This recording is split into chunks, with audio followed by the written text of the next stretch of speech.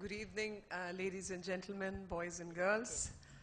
The topic being apolitical is way forward for India. I think I really will like to begin with saying, are we all satisfied with the way things are? Answer me yes or no. A loud no. Still louder. Yeah, I think this is better. The way we assert ourselves is what politics is all about. The way I'm going to put my point forward is what politics is all about. If we are not satisfied with the way things are, what is the way forward? We've seen the way forward when a huge number of people have stayed apolitical because it's fashionable to stay apolitical. I was discussing, I am a mother of two growing up boys. One is 18, the other 16. And I was discussing with them, they said, Mom, when you were in college, did you participate in politics? I said, Beta, tell me, what do you understand by politics? If you understand by politics, electoral politics, answer is, in my times, things were very different, which is, I passed out from college in 84, 87. And that was the time when girls, especially, I had to fight my way within my family to study law. Things are very different today. No girl has to fight. I think with whatever financial or community background a girl may come from, no girl has to fight to study. A girl wants to study, parents are supportive. I came from a time when in certain classes, the best way forward for a girl was to get married at a certain age, get settled and do things. And being a lawyer was a strict no to a profession. I mean, the best options for a girl was you be a medico, you be a lecturer, you be a teacher, but lawyer, a fighter cock, no way, strict no. So a time frame from where all this comes. Electoral politics those days was a strict no, but today I see a huge change. And especially the college I studied in was called a Hindu college. In that college, we never had the outside influences. In the sense, we didn't have NSUI and ABVP, but we had Prime Minister and the opposition leader. And that was the kind of politics one was played. But one is used to student politics because 84 was the time when riots took place in Delhi. And in those 84 riots, lots of Sikhs got killed. And it was a politically charged atmosphere. So as a student, what could one do? I played my political role at that time.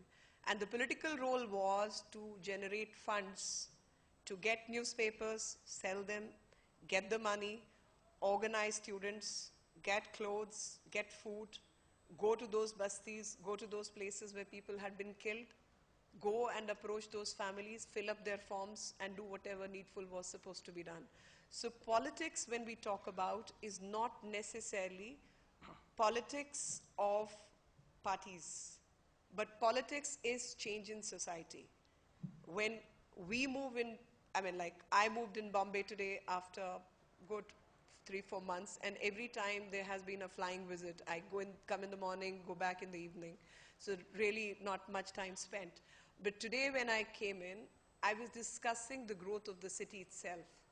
The time when I have seen Bombay in really, really bad state, and again I go back to 80s, when reaching this place due to traffic jam would take around 2 hours plus, road condition being bad.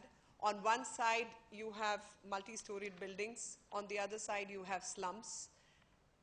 Is there no politics? Because when we talk about land reforms, when we talk about ownership, when we talk about electricity, when we talk of sanitation, when we talk of water supply, do we need any change in administrative policies of the state? Do we want the changes to happen? And if we want changes to happen, how will these changes come? And the so-called reverable word which is being floated around in the media is so-called civil society groups.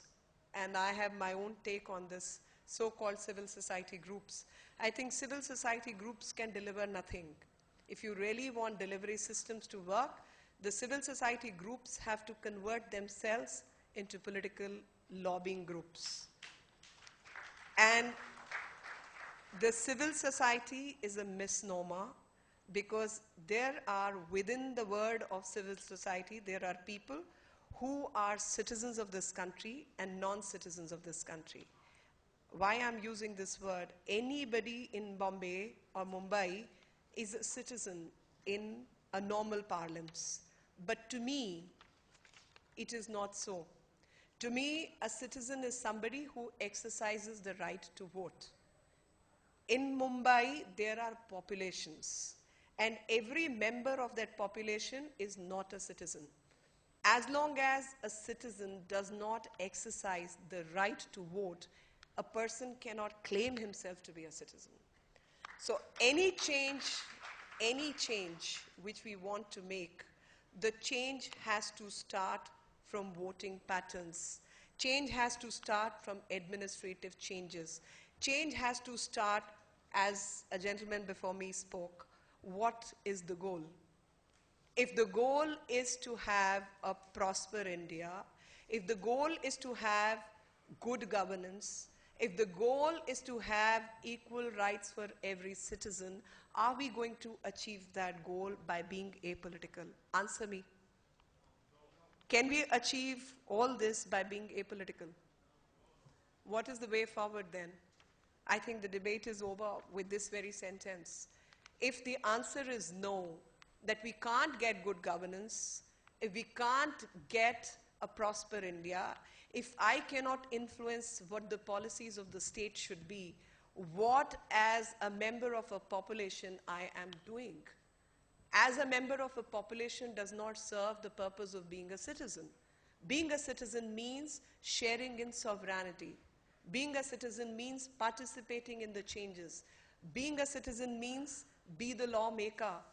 Being a citizen means speak your voices on terrorism, speak your voices on corruption, bring in the electoral changes. All that is not going to happen till a citizen or chooses to be only a part of population. A citizen becomes a citizen by exercising right to vote to begin with. And then comes the right to administrative reforms. Then comes what my policy is going to be on subject A, B, C, D, E, and one can just go on.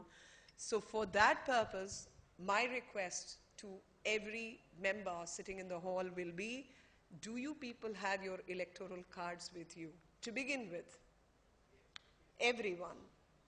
I think there will be some kids who are above 18 or just turned 18.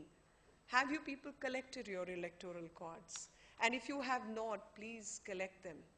Be a change maker. Participate in electoral processes.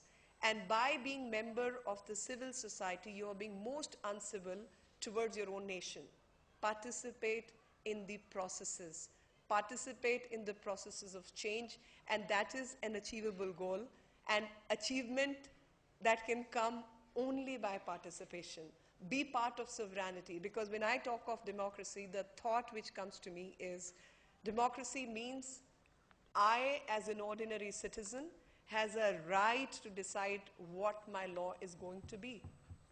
I, as an ordinary citizen, have a right to demand water, have a right to pay taxes, duty to pay taxes, but demand in return that I should have good roads, demand in return that my electricity bill is not high, demand in turn that when I walk on the road, I'm not going to be molested, demand that there is not going to be a next bomb blast in my building. And if I cannot exercise that right, then I am only a part of population and not a citizen participating in the democracy. Thank you. I think I must not have exceeded my time. Am I well within time? Thank you very much. Thank you.